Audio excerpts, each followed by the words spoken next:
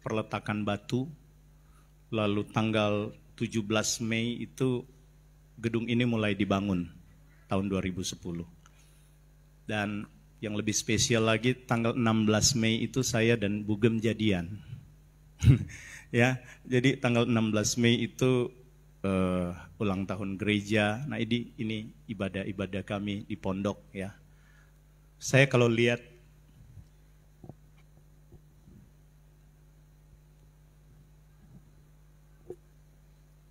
sampai saat ini, saya kalau lihat foto-foto ini saya menangis. Bukan cengeng, enggak. Tapi saya renungkan, Tuhan itu luar biasa. Tuhan itu sungguh dahsyat. Orang-orang ini adalah orang-orang yang memberikan inspirasi kepada saya walaupun mereka tidak bertahan sampai saat ini. Ada yang kembali kepada kepercayaan mereka. Tetapi paling tidak Tuhan bawa mereka untuk saya tetap berjuang. Sudah kok, saya nggak sanggup lihat ini foto. Tuhan sungguh baik, saudara. Dan saya sambung tadi tanggal 17 Mei juga itu ulang tahun saya. Jadi bulan Mei itu bulan yang sangat bersejarah. Yang masih sempat melihat saya ada di pondok, ada di tempat ini Pak Julianto. Ya. Kemudian Pak Tim yang cap saya buronan. Ya. Saya tinggal di pondok ini. Hari ini saya mungkin banyak kesaksian. Tetapi saudara, berangkat dari itu semua, dari tadi malam saya ambil gitar, saya menyanyi lagu ini. Lagu ini diciptakan oleh guru sekolah Alkitab saya, dan kebetulan adik iparnya ada bersama ya kita di tempat ini. Saya undang khusus.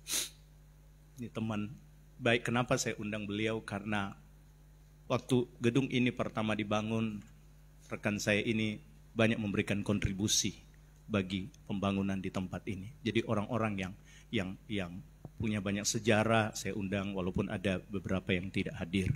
Mungkin karena kondisi mereka nggak bisa hadir. Tetapi yang saya mau beritahu, kesimpulannya dari kesaksian 14 tahun pelayanan ini boleh berjalan. Semua karena anugerah Tuhan. Amin. Saya pernah bersaksi bahwa di tahun yang keempat, di tahun yang ketiga akhir saya sudah mau kembali. Saya sudah pergi ke Jakarta untuk tinggalkan Pulau Bintan. Tapi justru itu Tuhan kirim orang untuk nelpon saya, lalu suruh saya pulang memberikan satu cek 100 juta untuk pembangunan ini. Sehingga akhirnya Eagle bisa bertahan sampai sekarang ini. Amin. Dan saya percaya akan ada sesuatu yang lebih dahsyat yang akan Tuhan buat. Saudara, 2 hari lalu saya sudah posting, saya share ke masing-masing di WA saudara tentang apa yang Tuhan bicara ketika doa pagi. Saya mau dorong saudara, Tuhan pesan begini bahwa di setiap doa pagi Tuhan akan banyak menyatakan sesuatu. Jadi yuk yang belum bergabung, yuk sama-sama bergabung karena ada pesan-pesan yang Tuhan akan sampaikan. Salah satunya yang saya sudah share bahwa saudara dengar sendiri bukan? Di tengah-tengah pembangunan gereja ini nampak lebih tinggi. Bukan karena keangkuhan, bukan bukan karena kesombongan, kata Tuhan. Tetapi ada hal yang spesial. Dan saya percaya Tuhan akan terus bergerak dengan gereja kita. Amin. Tanggal 19 kalau saya tidak salah, Presiden kita akan datang meninjau pembangunan yang rencana akan dibangun jembatan. Dan saya selalu bilang sama Bapak Ibu Saudara, kita mempersiapkan untuk tersambung Batam Bintan. Akan banyak jiwa-jiwa datang mobilisasi di daerah ini. Dan Eagle harus cepat mempersiapkan wadah. Bukan cuma mempersiapkan tempat, tapi mempersiapkan rohani kita untuk menjadi pelayan-pelayan Tuhan. Saya terlalu percaya Alkitab bilang, tuaian banyak, pekerja sedikit. Amin. Jangan takut soal tuaian. Tuaian itu pasti banyak, tapi pekerja yang gak ada. Itu sebabnya mulai tahun ini kita habis-habisan pemuridan, mempersiapkan kita menjadi leader-leader di next time ya, di waktu-waktu mendatang untuk tuaian ini. Baik, saya walaupun momen ulang tahun sesuai dengan apa yang Tuhan kasih, kita akan terus berbicara tentang tokoh-tokoh dari silsilah Tuhan Yesus. Bisa ditampilkan, Niko? Hari ini Kita akan bicara tentang tokoh yang ketiga. Yang pertama Abraham, yang kedua Ishak, minggu lalu kita sudah bicara, dan yang ketiga Yakub. Yakub ini seorang penipu, namanya aja Yakub tukang tipu. Ya, ayahnya dia tipu, mertuanya dia tipu, semuanya abangnya dia tipu, tukang tipu. Tapi Tuhan luar biasa. Meskipun orang ini punya nama yang enggak baik, ya, tukang tipu, tetapi Tuhan buat perjanjian luar biasa kepada Yakub. Dan saya angkat dari Kejadian 28 tentang penggenapan janji Tuhan dan janji Yakub. Ya, mari kita baca Kejadian 28 ayat 10 sampai ayat yang ke-11. Saudara bisa perhatikan di depan sini. 1, 2, iya. Maka Yakub berangkat dari Beersheba dan pergi ke Haran. Ia sampai di suatu tempat dan bermalam di situ. Karena matahari telah terbenam, ia mengambil sebuah batu yang terletak di tempat itu dan dipakainya sebagai alas kepala. Lalu membaringkan dirinya di tempat itu. Saudara, perjalanan dari Beersheba ke Haran itu jaraknya itu 600 km. Karena Haran itu Irak, ya. Mereka ada di Israel dan harus melewati Betel. Ini Betel, saudara. Ini Beersheba, kemudian ini Betel agak ke bawah. Yakub harus berjalan kurang lebih 600 km dan jarak tempuh 40 hari, saudara. 40 hari untuk sampai ke Haran, ya. Saudara, ini petanya. Nah, dalam perjalanan ini ada banyak tantangan sehingga Tuhan datang waktu dia bermalam di Betel. Kita ingat dia lari ke Haran karena abangnya Esau mau bunuh dia.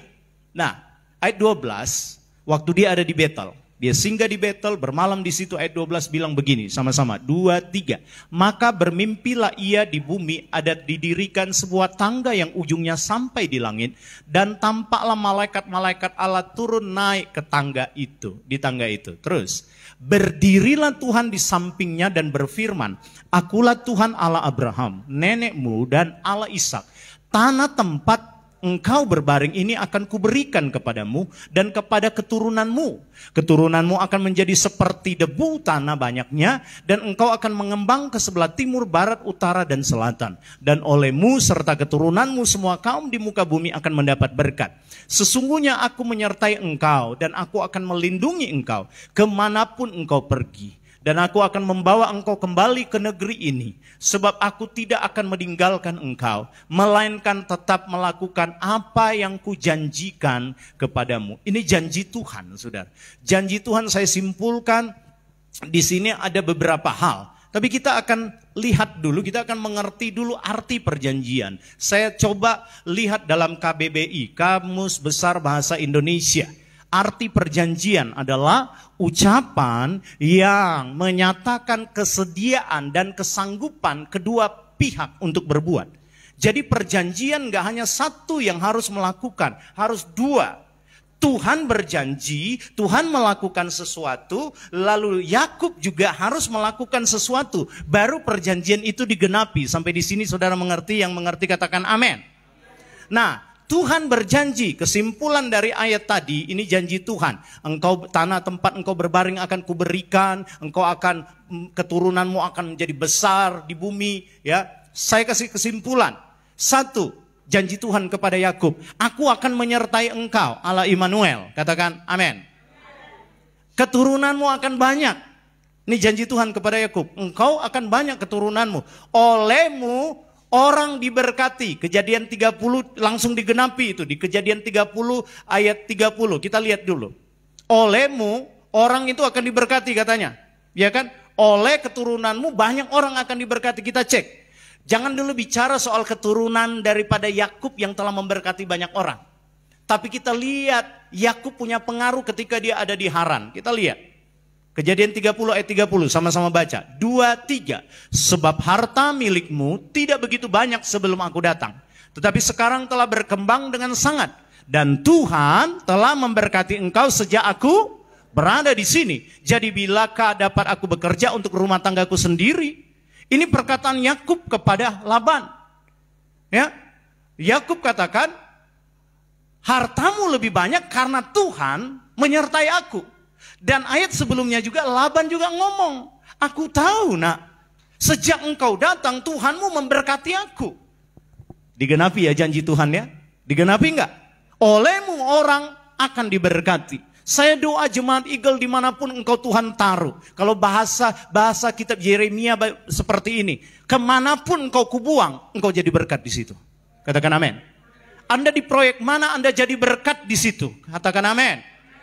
Jangan jadi hantu belau di situ. Itu orang Melayu bilang ya. Jadi kita kemanapun Tuhan izinkan kita di satu tempat, ingat, jadi berkat. Dan Tuhan janji kita akan menjadi berkat. Lalu yang keempat, janji Tuhan. Ini kesimpulan dari Kejadian pasal 28 ayat 13 sampai 15 tadi. Membawa Yakub kembali. Ini janji Tuhan. 4 hal ini yang saya simpulkan janji Tuhan. Banyak janji Tuhan kepada Yakub, tapi 4 hal ini yang kita lihat nanti. Nah, sekarang Tuhan sudah berjanji bahwa Tuhan akan menggenapi, Tuhan akan memberkati Yakub. Dari pihak Yakub, nggak cukup cuma terima janji Tuhan, tapi dari pihak Yakub harus juga punya janji kepada Tuhan. Anda mau Tuhan memberkati hidupmu, dari pihak saudara harus melakukan satu perjanjian juga kepada Tuhan. Amin. Paling tidak Tuhan, aku ingin setia kepada Tuhan. Tuhan, aku ingin hidup kudus kepadamu. Tuhan, aku mau menjaga kehidupan untuk taat. Tuhan, aku mau berdoa, aku mau baca Alkitab. Paling tidak engkau punya janji-janji seperti itu kepada Tuhan. Amin. Nah, kita lihat janji Yakub. Perjanjian Yakub kepada Tuhan. Ayat 19 dari Kejadian 28. Kita baca. 2-3. Ia menamai tempat itu Betel. Dahulu nama kota itu Luz. Lalu bernazar, janji. Sama dengan kata janji di sini. Yakub berjanji. Lalu bernazarlah Yakub. 1. Jika Allah menyertai dan akan melindungi aku. Tadi Tuhan bilang ya, aku menyertai engkau. Jika Allah menyertai dan melindungi aku di jalan yang akan kutempuh ini. Kenapa dia bilang di jalan yang akan kutempuh ini? Saudara, 600 km di zaman itu dia akan bukan cuma ketemu dengan binatang buas. Orang-orang zaman itu masih ada orang-orang kanibal. Suku-suku enak yang makan orang masih banyak, saudara. Iya kan? Sehingga Yakub berkata, jika engkau menyertai perjalanan, melindungi aku di jalan yang kutempuh ini, memberikan kepadaku roti, keperluan, makanan ya, dan roti untuk dimakan dan pakaian untuk dipakai, sehingga aku selamat kembali ke rumah ayahku, maka Tuhan akan menjadi Allahku, dan batu yang kudirikan sebagai tugu ini akan menjadi rumah Allah. Dari segala sesuatu yang engkau berikan kepadaku akan selalu kupersembahkan 1/10 kepadamu. Ini janji Yakub. Kita cek ya. Yang pertama, jika Allah menyertai dan melindungi dia, Yakub bilang begitu, jikalau engkau menyertai aku dan melindungi aku. Kita cek bukti dari perlindungan Tuhan. Kejadian 31 ayat 29. Saudara, ini ayat ini ketika Yakub mau kembali. Laban kan itu tipu dia, karena mereka dua saling tipu menipu. Iya kan? Dia mau Rahel, Laban tipu dengan Lea yang matanya jereng, matanya juleng. Ya kan? Lalu Laban tipu lagi soal upah, 10 kali dia tipu. Jadi mereka dua ini saling tipu menipu. Laban ini jahat juga loh mertuanya dia. Dan waktu Yakub tahu bahwa Laban ini tukang tipu, sehingga Yakub tuh diam-diam mau pulang ke sanak saudaranya, ke ayahnya. Dan waktu dia pulang diam-diam, Laban tahu, Laban kejar. Waktu Laban kejar, ternyata saudara tahu, Laban itu sudah merencanakan kejahatan. Tapi waktu dia merencanakan kejahatan, perhatikan ayat 29 Kejadian 31. Apa kata di sini? Aku ini berkuasa untuk berbuat jahat kepadamu. Ya kan, kata Laban. Tetapi Allah ayahmu telah berfirman kepadaku tadi malam, jagalah baik-baik, jangan engkau mengatai Yakub dengan sepatah kata pun. Wow, dahsyat saudara. Saudara lihat, Laban itu sudah punya rencana yang jahat, ingin mengejar Yakub, ingin melakukan suatu kejahatan. Tetapi Tuhan berbicara kepada Laban. Dan kata-kata Tuhan, jangan kau mengatai Yakub sekata pun. Luar biasa loh. Sampai sedetail itu. Jangankan cuma mau memukul, jangankan untuk membunuh, mulut pun Tuhan bilang jangan macam-macam. Saudara, Tuhan itu dahsyat. Tuhan buat perlindungan yang luar biasa kepada Yakub terhadap mertuanya yang sementara murka itu. Saya kasih ayat Amsal 16 ayat 7, yuk kita baca sama-sama. 2, 3. Jikalau Tuhan berkenan kepada jalan seseorang, maka musuh orang itu pun didamaikannya dengan dia. Katakan amin. Kalau Tuhan mau berkenan engkau didamaikan, musuh pun dia damaikan. Saya punya pengalaman, kalau Tuhan enggak perdamaikan, berarti Tuhan enggak berkenan untuk didamaikan dengan engkau. 2 hal, saya punya pengalaman hidup.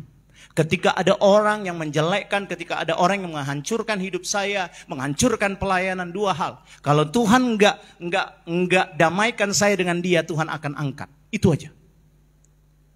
Karena Alkitab bilang jelas, jikalau Tuhan berkenan kepada jalan seseorang, jikalau Tuhan berkenan, maka musuh orang itu pun didamaikannya dengan dia. Berarti ada orang-orang yang tidak akan dikenan Tuhan untuk diperdamaikan dengan kita. Kalau tidak akan dikenankan Tuhan untuk diperdamaikan dengan kita, apa solusinya? Tuhan tangkap dia, Tuhan angkat dia. Innalillahi wa innalillahi silalahi dia. Ya kan? Itu cara Tuhan. Musuh sekalipun, jikalau Tuhan berkenan, dia akan damaikan dengan dia. Haleluya. Yang kedua, jika Allah mencukupi kebutuhannya. Yakub berjanji, kalau engkau mencukupi makanan yang roti untuk aku makan, pakaian yang aku pakai, aku akan memuji, memuliakan engkau. Kita lihat buktinya. Kejadian 30 ayat 43.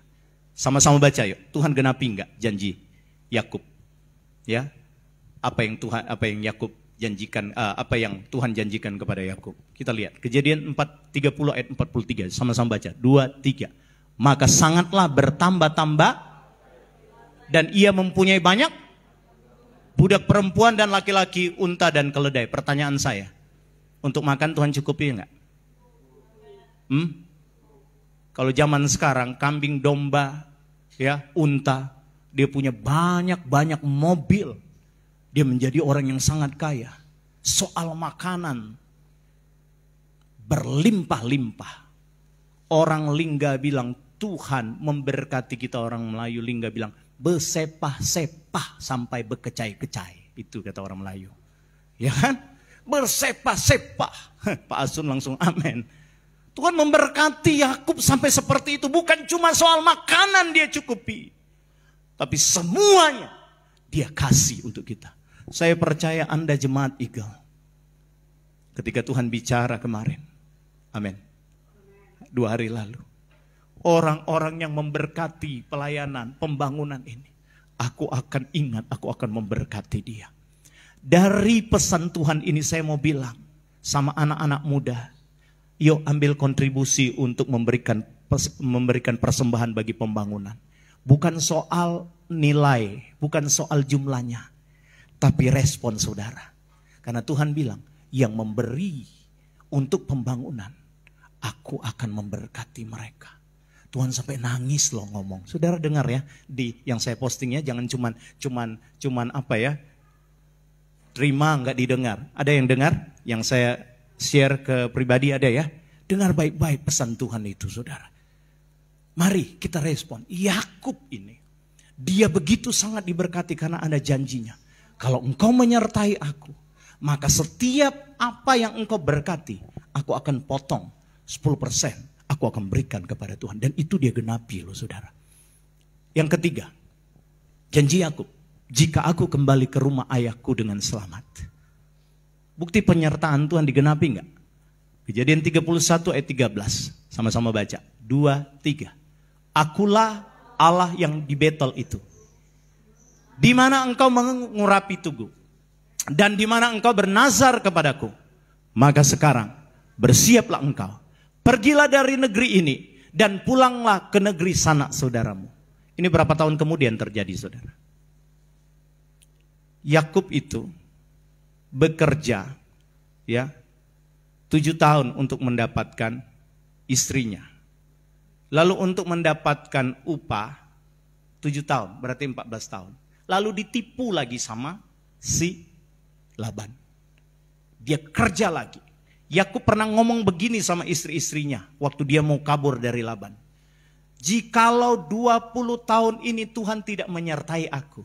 Kita dapat alasan, Yakub ada di Laban 20 tahun.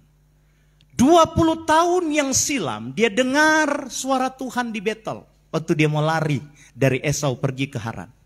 Dan Tuhan yang sama sekarang ngomong.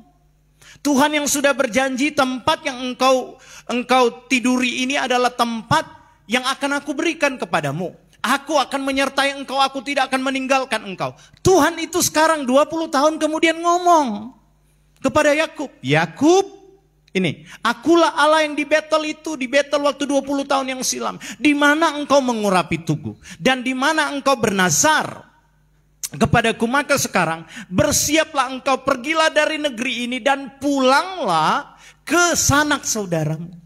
20 tahun kemudian Tuhan itu gak pernah meninggalkan dia. Tuhan berjanji, Tuhan memberkati makanan pakaiannya, Tuhan memberkati hartanya berkelimpahan. Dan bukan cuma itu, Tuhan itu berjanji, aku akan bawa engkau kembali kepada ayahmu. Nah saudara, saya mau tanya saudara, durasi suara Tuhan di Betel dan Haran itu 20 tahun. Iya kan? Pertanyaan saya sederhana. Pertanyaan saya, selama 20 tahun Tuhan tidak berbicara, Yakub ngapain? Ngapain? Tetap bekerja loh. Tetap taat. Sampai Tuhan ngomong, pulang. Baru dia berani angkat kaki untuk pulang. Ada banyak, apa pengertiannya saudara? Ada banyak kali kita, itu Tuhan sudah ngomong lakukan ini. Kita belum dengar instruksi Tuhan yang berikut, kita sudah pulang. Kita sudah melenceng ke kiri atau ke kanan. Makanya janji Tuhan gak digenapi. Sampai di sini saudara ngerti? Saya simpulkan durasi suara Tuhan dari Betel yang pertama dengan suara Tuhan berbicara di Haran itu ada 20 tahun. Di tengah-tengah durasi 20 tahun ini Yakub itu tetap taat menantikan suara Tuhan berikutnya. Dan Tuhan juga sementara memperhitungkan kapan waktu yang terbaik untuk aku bawa dia pulang. Waktu Tuhan itu waktu yang terbaik. Amin. 2010 gedung ini dibangun. Ya. 3 tahun saya ada di pondok. Dan saya mau tinggalkan pelayanan. Dan Tuhan bilang, anak ini 3 tahun sudah kasihan, udah gak kuat dia. Dan Tuhan kirim orang kasih cek. Sehingga gedung ini dibangun 2010. 2011 selesai. Saya menikah. Dan setelah itu 2016 dulu cuma panjangnya 15 meter. 2016 kita sambung. Ya kan? Sekarang kita ganti atap. Lalu kita mulai, nanti kita akan mulai lagi mengalir dengan waktunya Tuhan saja. Nah saudara, saya mau beritahu, Tuhan itu punya waktu-waktu yang terbaik untuk memberkati kita. Amin. Yakub kalau dia ngelawan Tuhan, Tuhan kalau belum berbicara, dia pulang duluan. Saya mau beritahu kepada saudara, bisa jadi Tuhan gak akan menyertai perjalanannya pulang. Tapi dia tunggu 20 tahun. 20 tahun itu dia biarin dirinya diproses, ditipu sama Laban. Laban saya sebut ini proses bagi Yakub. Saya mau beritahu kepada saudara, malam ini kalau engkau sedang mengalami proses-proses Tuhan, tetap bilang sama Tuhan, Tuhan mampukan aku. Amin. Proses itu gak akan pernah melebihi kemampuanmu. Proses itu gak pernah melebihi kekuatanmu. Kami sering cerita tentang bagaimana ibu gembala masih remaja ditinggal oleh ayahnya, oleh ibunya. Tapi Tuhan pelihara keempat adik beradik mereka. Ada di tempat ini juga orang-orang yang ditinggalkan oleh suami. Ya Ibu Sekarti, ada teman-teman saya yang ditinggalkan oleh suami. Saya mau beritahu Tuhan gak pernah salah. Taati proses ini sampai waktu Tuhan berbicara untuk memberkati engkau. Berikan tepuk tangan yang meriah bagi Tuhan. Kejadian 31 saudara, ayat 11. Dan malaikat Allah berfirman kepadaku dalam mimpi itu, Yakub, jawabku ya Tuhan. Lalu ia berfirman, angkatlah mukamu dan lihatlah bahwa segala jantan yang menjantani kambing domba itu bercoreng-coreng, berbintik-bintik dan berbelang-belang. Sebab telah kulihat semua yang dilakukan oleh Laban itu kepadamu. Tuhan itu tahu loh. Laban itu gimanain Yakub itu dia tahu. Laban curangi dia tahu. Itu sebabnya saya pinjam kata-kata ipar saya. Hidup ini bukan cuma antara engkau dan aku, tetapi ada Dia yang melihat di atas. Amin. Jangan takut saudara. Ada hakim yang melihat, yaitu Tuhan sendiri. Dan Tuhan ngomong sama Yakub, aku tahu apa yang telah dilakukan Laban itu kepadamu. Lalu Tuhan ngomong, akulah Allah yang di Betel itu, di mana engkau mengurapi tugu dan di mana engkau bernazar kepadaku. Maka sekarang bersiaplah engkau, pergilah dari negeri ini dan pulanglah ke negeri sanak saudaramu. Selama Tuhan tidak berbicara kepada Yakub, yang merah ini catatan saya. Selama Tuhan tidak berbicara kepada Yakub, Yakub harus tetap setia diproses lewat Laban dan tetap mentaati waktu Tuhan. Amin. Engkau, saya nggak ngerti. Jemaat Tuhan hari ini engkau sedang diproses lewat siapa. Tapi selama Tuhan masih izinkan engkau dan Tuhan belum menyampaikan sesuatu, taat saja pada proses itu. Amin. Taat saja pada proses itu. Dan satu kali engkau akan melihat, Tuhan akan membawa engkau. Itu yang Mazmur 126 bilang. Ketika Tuhan memulihkan keadaan Sion, keadaan kita seperti orang yang bermimpi. Amin. Waktu Tuhan memberkati kita, kita akan bingung melihat itu berkat-berkat Tuhan. Haleluya. Yang keempat, saya sudah mau berakhir saudara. Perjanjian Yakub kepada Tuhan. Yang keempat, lalu Tuhan menyertai perjalanannya, mengembalikan dia kembali kepada ayahnya. Dia bilang apa? Aku akan menyembah Tuhan dan mendirikan rumah Tuhan. Lalu yang kelima, dia akan memberikan persepuluhan dari hasil setiap penghasilannya. Kita lihat, ini agak panjang ya. Yang terakhir, bukti penggenapan dari Kejadian 35 ayat 1 sampai ayat 15. Kita baca satu persatu. Kejadian 35 ayat 1 sampai ayatnya yang ke-15. Allah berfirman kepada Yakub. Ini dia sudah pulang nih. Sudah kembali lagi ke Kanaan. Bersiaplah pergi ke Betel. Tinggallah di situ. Dan buatlah di situ mezbah bagi Allah, yang telah menampakkan diri kepadamu ketika engkau lari dari Esau kakakmu. Lalu berkatalah Yakub kepada seisi rumahnya dan kepada semua orang yang bersama-sama dengan dia, jauhkanlah segala dewa-dewa asing yang ada di tengah-tengah kamu. Tahirkanlah dirimu dan tukarkanlah pakaianmu. Ayat 3. Marilah kita bersiap dan pergi ke Betel. Aku akan membuat mezbah di situ karena ini janjinya dia. Kalau Tuhan sertai aku akan membangun rumah Allah di situ. Bagi Allah yang telah menjawab aku pada masa kesesakanku dan yang telah menyertai aku di jalan yang kutempuh. Ayat 4, sama-sama baca. 2, 3. Mereka menyerahkan kepada Yakub segala dewa asing yang dipunyai mereka dan anting-anting yang ada pada telinga mereka. Lalu Yakub menanamnya di bawah pohon besar yang di dekat Sikem. Ada sedikit pertanyaan di sini. Kenapa semua anting-anting, semua perhiasan dewa-dewa itu diambil sama Yakub lalu ditanam? Ingat, Tuhan berjanji, tanah yang engkau pijak itu tanah yang kudus. Dia akan naik ke Betel. Betel itu memiliki pengertian rumah Allah. Engkau ingin menghadap Allah, nggak boleh ada yang najis. Saudara, saya berdoa, jemaat Eagle, engkau jaga kekudusan. Amin. Jangan jadi gereja yang asal-asalan. Orang mabuk engkau ikut mabuk, orang narkoba engkau ikut narkoba, orang selingkuh engkau ikut selingkuh. Jangan. Lalu berani lagi menghadap Tuhan, nyanyi angkat-angkat tangan lagi, enggak berdosa. Saudara, saya mau beritahu, Tuhan marah kepada orang-orang yang tipe-tipe yang seperti ini. Menghadap Tuhan penuh dengan kenajisan, ada penyembahan-penyembahan berhala. Dan Tuhan suruh tanggalkan itu. Yakub kumpul, tanggalkan. Ditanam di pohon, di tanah. Artinya udah nggak ada arti lagi itu. Ayat 5. Kita perhatikan. Saya sangat terkejut waktu baca ayat ini. Perhatikan ayat 5, kita baca. 2, 3. Sesudah itu berangkatlah mereka. Dan kedahsyatan yang dari Allah meliputi kota-kota sekeliling mereka. Sehingga anak-anak Yakub tidak dikejar. Alkitab pakai kalimat kedahsyatan dari Allah meliputi kota-kota di sekeliling mereka. Artinya begini, kalau mereka lewat ya dari Lome ini lewat ke Kangboy, Tuhan berikan kedahsyatan warga di Kangboy.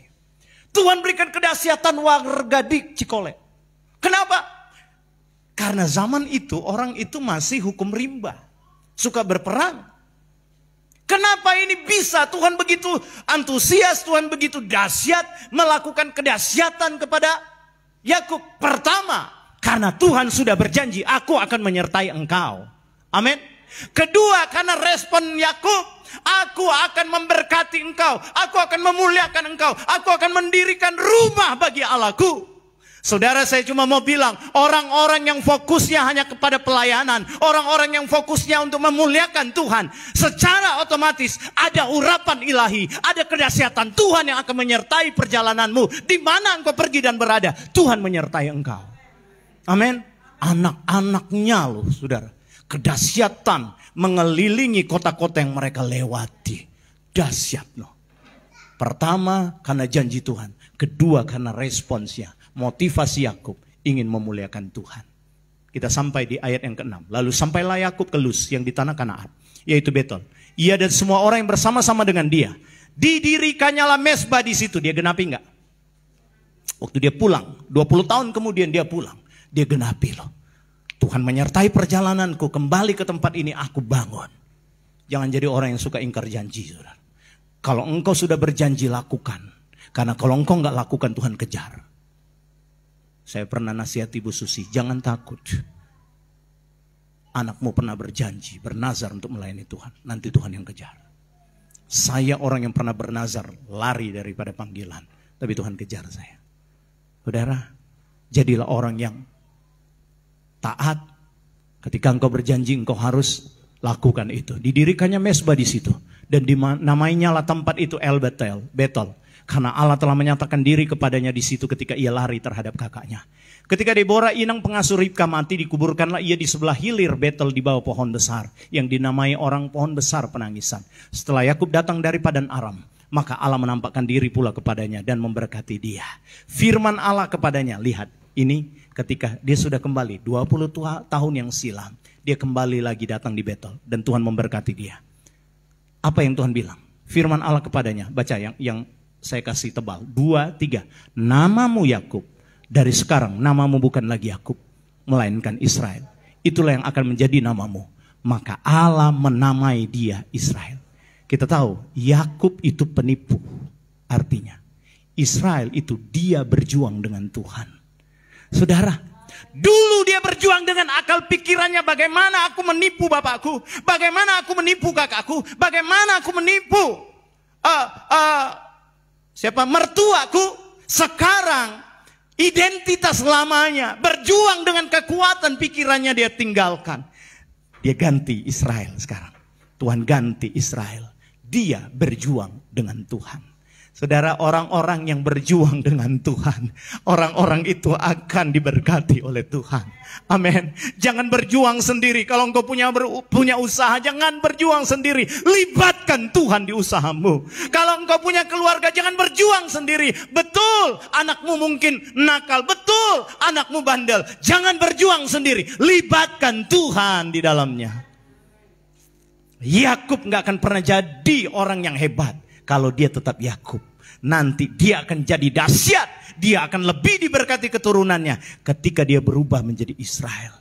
Dulu dia penipu, mengandalkan, berjuang dengan akalnya sendiri. Tapi sekarang dia berjuang dengan Tuhan. Pesan Pak Gem, berjuang bersama Tuhan. Libatkan Tuhan. Haleluya. Haleluya. Ayat 11.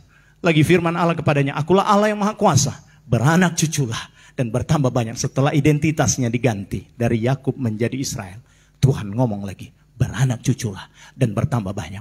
Satu bangsa, bahkan sekumpulan bangsa-bangsa akan terjadi padamu, dan raja-raja akan berasal daripadamu. Dan negeri ini yang telah kuberikan kepada Abraham dan kepada Ishak akan kuberikan kepadamu dan juga kepada keturunanmu. Saudara, sekarang lagi heboh, lagi perang Israel sama Palestina. Ya, orang nggak tahu sejarah, padahal itu dari dulu sudah diberikan kepada kepada Israel. Saya baca di internet, Perdana Menteri Presiden Turki serukan kepada Rusia, kita serang Israel. Saudara, nggak akan pernah terkalahkan dia. Dia nggak akan pernah terkalahkan karena Tuhan sudah janji tanah itu akan menjadi milikmu. Tuhan nggak pernah bohong, saudara. Amin. Dan negeri ini yang telah kuberikan kepada Abraham dan Ishak dan kuberikan kepadamu juga kepada keturunanmu. Lalu naiklah Allah meninggalkan Yakub dari tempat ia berfirman kepadanya. Ayat 14 baca sama-sama. 2, 3. Kemudian Yakub mendirikan tugu, ini dia genapi, di tempat itu. Yakni tugu batu. Ia mempersembahkan, ini. Dia bilang kalau Tuhan menyertai aku kembali ke rumah ayahku, aku akan mendirikan rumah Tuhan. Dan bukan cuma itu, dia memberikan persembahan. Dia janjinya dia tepati loh. Dia berikan korban curahan dan menuangkan minyak di atasnya. Yakub menamai tempat di mana Allah telah berfirman kepadanya, Betel. Saya simpulkan firman Tuhan malam ini. Janji Tuhan, jikalau langkahmu tidak miring ke kiri atau miring ke kanan, diberkatinya engkau. Amin. Engkau akan diangkat naik, tidak turun. Itu janji Tuhan. Tapi jangan cuma berharap janji Tuhan. Ada hal yang harus engkau lakukan. Yaitu jangan miring ke kiri atau miring ke kanan. Amin. Janji Tuhan dia akan memberkati, tapi janjimu kepada Tuhan harus engkau lakukan. Aku mau menjadi orang yang lurus-lurus saja. Berbisnis dengan lurus, bekerja dengan lurus. Suami istri hubungannya lurus, ya terbuka. Anak-anak hidupmu lurus terbuka. Maka Tuhan akan menggenapi janjinya. Tuhan Yesus memberkati kita. Mari para singer, para pemusik, kita datang kepada Tuhan. Kita sama-sama akan menyanyi lagu tadi. Puji Tuhan.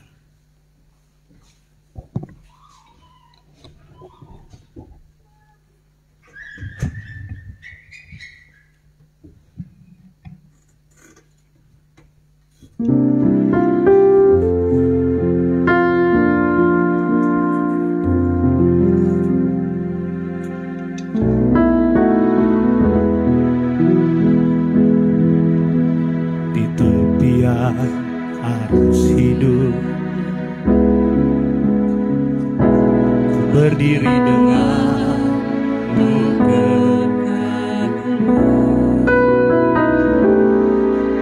merenungkan Tuhan yang selalu pimpin hidupku setiap hari.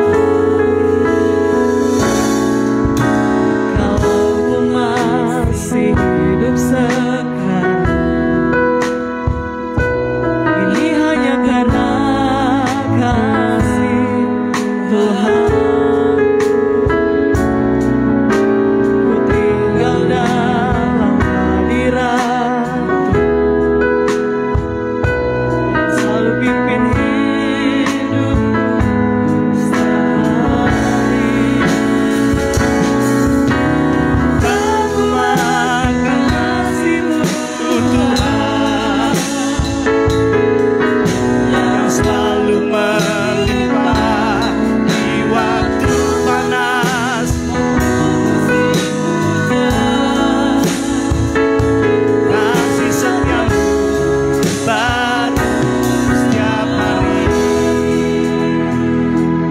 Kembali lagi